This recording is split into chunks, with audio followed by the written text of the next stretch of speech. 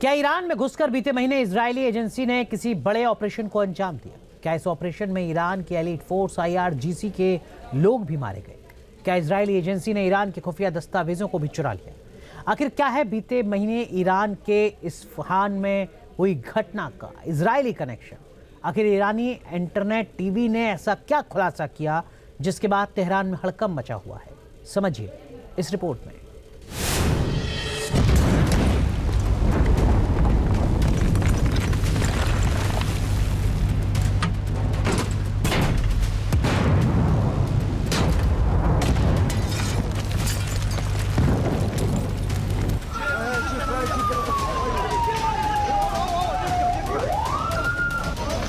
راستم یعنی کسی نمیدونه چیزی شده الان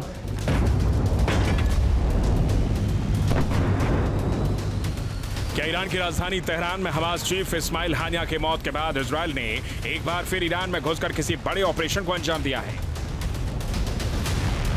क्या ईरान में इजरायली खुफिया एजेंसी मोसाद ने बड़ा खेल कर दिया है?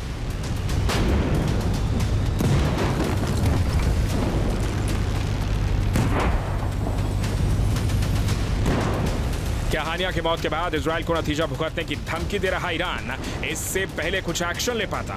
इजरायल ने ईरान के अंदर घुसकर बड़े ऑपरेशन को अंजाम दे दिया, जिसके बाद ईरान खामोश है। ये तमाम सवाल उठ रहे हैं क्योंकि बुधवार को एक ईरानी इंटरनेट टीवी चैनल ने जो खुलासा किया है उससे तेहरान से लेकर बैरूत तक में हड़कंप मचा हुआ है।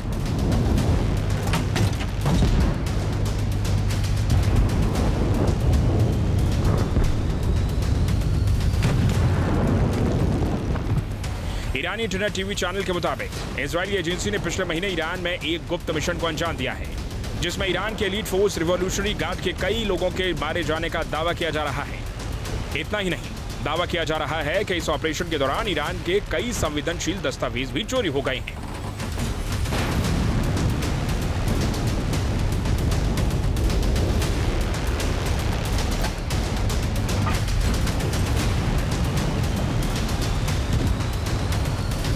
ये उसी ईरानी इंटरनेट टीवी चैनल असर के होस्ट वाहिद खजाब हैं, जिन्होंने ईरान के अंदर इजरायल के कोवर्ट ऑपरेशन को लेकर कई खुलासे किए हैं। हालांकि इजरायल ने ये ऑपरेशन कैसे अंजाम दिया, इसे लेकर वाहिद खजाब ने कुछ ज्यादा तो नहीं बताया, लेकिन उन्होंने कहा कि इंटेलिजेंस एजेंसी से जुड़े उनके एक दोस्त ने उन्हें इस ऑपरेशन के बारे में बताया है।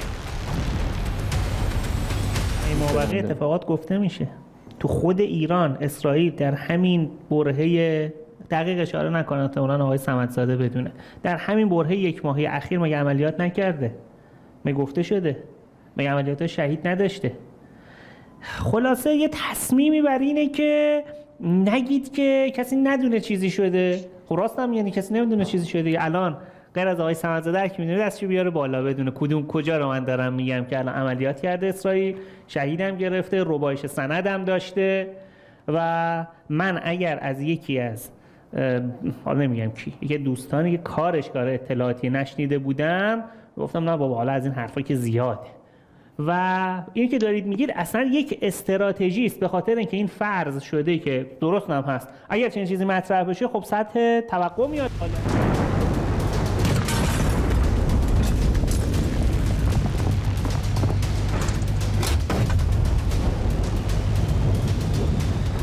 दिलचस्प बात यह है कि बुधवार को ईरानी इंटरनेट टीवी के इस खुलासे से पहले बीते 29 अगस्त को ईरान के इस्फहान में घटी एक घटना इस आशंका को और मजबूत करती है। इस्फहान में IRGC फैसिलिटी सेंटर में गैस रिसाव की सूचना मिली थी। इसकी वजह से IRGC के 2 वरिष्ठ अधिकारी कैप्टन मोस्तफा नाजारी और लेफ्टिनेंट कर्नल मुख्तार मोर्शदी की मौत हो गई थी, जबकि 10 अन्य लोग इसमें घायल हुए थे। IRGC ने जानबूझकर इसके बारे में ज्यादा बातें सार्वजनिक नहीं की और अपने बयान में गैस रिसाव को इस घटना का जिम्मेदार ठहराया, लेकिन यह नहीं बताया कि IRGC अधिकारियों की मौत दम घुटने से हुई या विस्फोट से।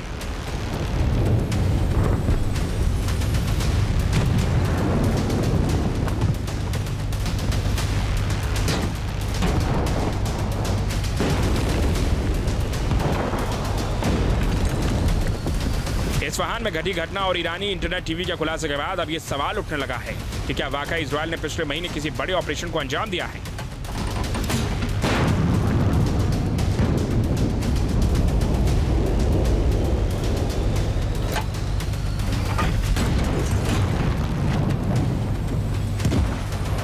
मोसाद की पहचान इस बात को लेकर के है कि वो अपने कोवर्ट ऑपरेशंस और खुफिया मिशंस को इतनी सफाई से अंजाम देते हैं कि उनके बारे में घटना होने के बाद भी एग्जैक्ट पता लगाना बहुत मुश्किल होता है कि इस घटना को कैसे एग्जीक्यूट किया गया होगा। चाहे पेजर वाली घटना हो, चाहे वॉकी टॉकी में विस्फोट की घटना हो, या फिर इसके पहले ईरान में कुछ बड़े लोगों की हत्या का मामला हो। ये सारे इसी तरफ इशारा करते हैं कि मोसाद एक बार फिर से अपने आप को समय के हिसाब से बदल रहा है, और वो पहले से ही बहुत ख़तरनाक संगठन था, बहुत ही अत्याधुनिक उपकरणों का इस्तेमाल करने वाला संगठन था और बहुत ही सफाई से काम करने वाला संगठन था। वो अपने आप को नए ज़माने के हिसाब से और ज़्यादा अपडेट कर चुका है।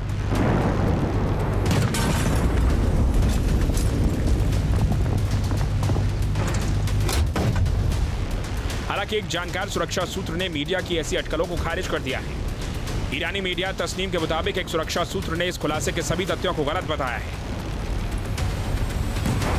इस बीच रविवार रात एक बयान जारी करते हुए इस्लामिक रिवॉल्यूशनरी गार्ड कॉर्प्स ने घोषणा की है कि ईरान के 6 प्रांतों में इजरायली एजेंसी से जुड़े 12 लोगों को गिरफ्तार किया गया है।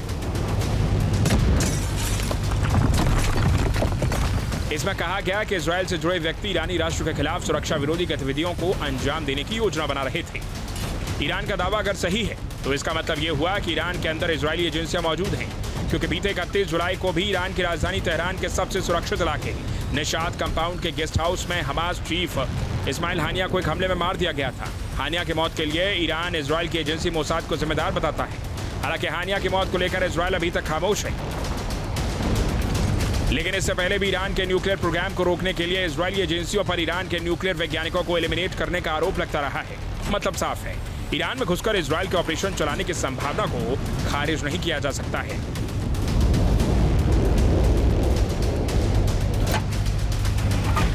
Team news nation.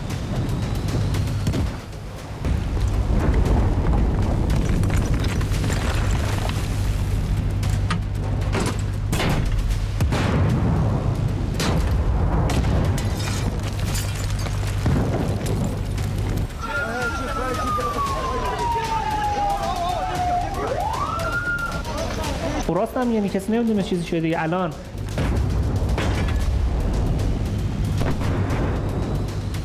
क्या ईरान की राजधानी तेहरान में हमास चीफ इस्माइल हानिया की मौत के बाद इजरायल ने एक बार फिर ईरान में घुसकर किसी बड़े ऑपरेशन को अंजाम दिया है? क्या ईरान में इजरायली खुफिया एजेंसी मोसाद ने बड़ा खेल कर दिया है?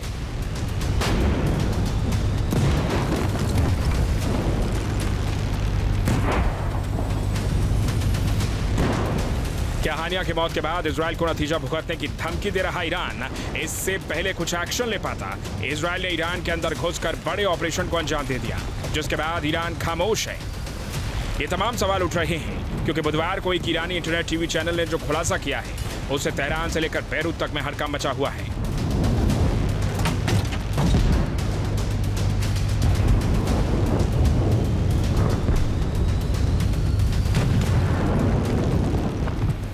ईरानी इंटरनेट टीवी चैनल के मुताबिक इजरायली एजेंसी ने पिछले महीने ईरान में एक गुप्त मिशन को अंजाम दिया है, जिसमें ईरान के एलीट फोर्स रिवॉल्यूशनरी गार्ड के कई लोगों के मारे जाने का दावा किया जा रहा है। इतना ही नहीं, दावा किया जा रहा है कि इस ऑपरेशन के दौरान ईरान के कई संवेदनशील दस्तावेज भी चोरी हो गए हैं।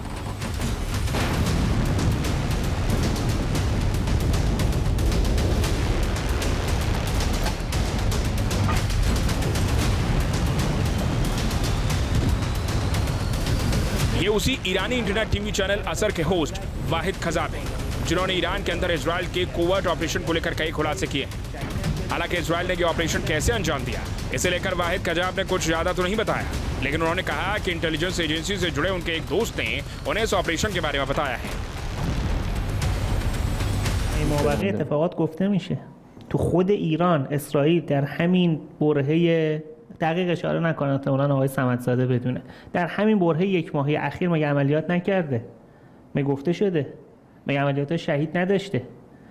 خلاصه یه تصمیمی بر اینه که نگید که کسی ندونه چیزی شده. خب راستم یعنی کسی نمیدونه چیزی شده. الان غیر از آقای صمدزاده هر کی میدونه دستشو بیاره بالا بدونه کجا رو من دارم میگم که الان عملیات کرده اسرائیل، شهیدم گرفته، ربایش سندم داشته و من اگر از یکی از حالا نمیگم کی یکی دوستانی که کار اطلاعاتی نشنیده بودم گفتم نه بابا حالا از این حرفا که زیاده و این که دارید میگید اصلا یک استراتژی است، به خاطر اینکه این فرض شده که درست هم هست اگر چنین چیزی مطرح بشه خب سطح توقع میاد بالا.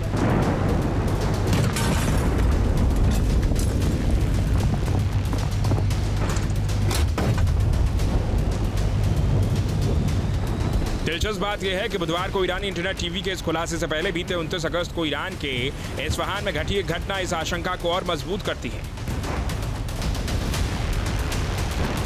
इस्फहान में IRGC फैसिलिटी सेंटर में गैस रिसाव की सूचना मिली थी। इसकी वजह से IRGC के 2 वरिष्ठ अधिकारी कैप्टन मोस्तफा नाजारी और लेफ्टिनेंट कर्नल मुख्तार मोर्शदी की मौत हो गई थी, जबकि 10 अन्य लोग इसमें घायल हुए थे।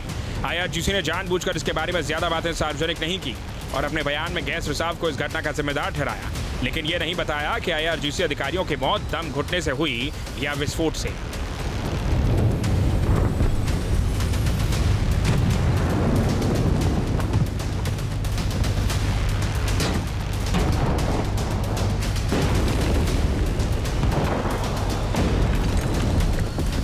इस्फहान में घटी घटना और ईरानी इंटरनेट टीवी के खुलासे के बाद अब ये सवाल उठने लगा है कि क्या वाकई इजरायल ने पिछले महीने किसी बड़े ऑपरेशन को अंजाम दिया है।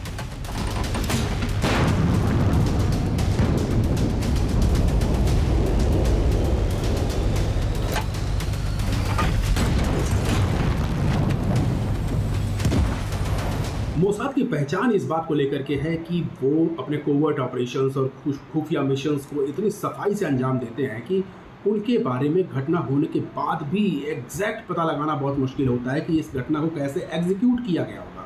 चाहे पेजर वाली घटना हो, चाहे वॉकी टॉकी में विस्फोट की घटना हो, या फिर इसके पहले ईरान में कुछ बड़े लोगों की हत्या का मामला हो। ये सारे इसी तरफ इशारा करते हैं कि मोसाद एक बार फिर से अपने आप को समय के हिसाब से बदल रहा है और वो पहले से ही बहुत खतरनाक संगठन था, बहुत ही अत्याधुनिक उपकरणों का इस्तेमाल करने वाला संगठन था और बहुत ही सफाई से काम करने वाला संगठन था। वो अपने आप को नए ज़माने के हिसाब से और ज़्यादा अपडेट कर चुका है।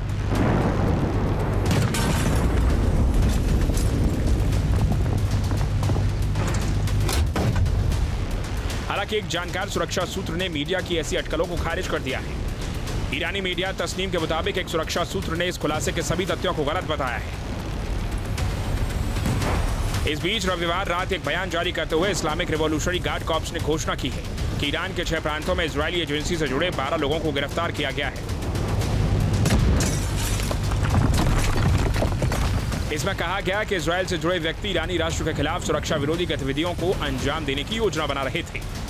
ईरान का दावा अगर सही है तो इसका मतलब ये हुआ कि ईरान के अंदर इजरायली एजेंसियां मौजूद हैं, क्योंकि बीते 31 जुलाई को भी ईरान की राजधानी तेहरान के सबसे सुरक्षित इलाके निशात कंपाउंड के गेस्ट हाउस में हमास चीफ इस्माइल हानिया को एक हमले में मार दिया गया था। हानिया की मौत के लिए ईरान इजरायल की एजेंसी मोसाद को जिम्मेदार बताता है। हालांकि हानिया की मौत को लेकर इजरायल अभी तक खामोश है, लेकिन इससे पहले भी ईरान के न्यूक्लियर प्रोग्राम को रोकने के लिए इजरायली एजेंसियों पर ईरान के न्यूक्लियर वैज्ञानिकों को एलिमिनेट करने का आरोप लगता रहा है।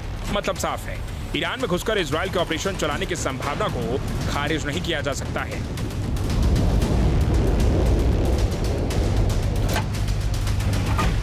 Team news nation.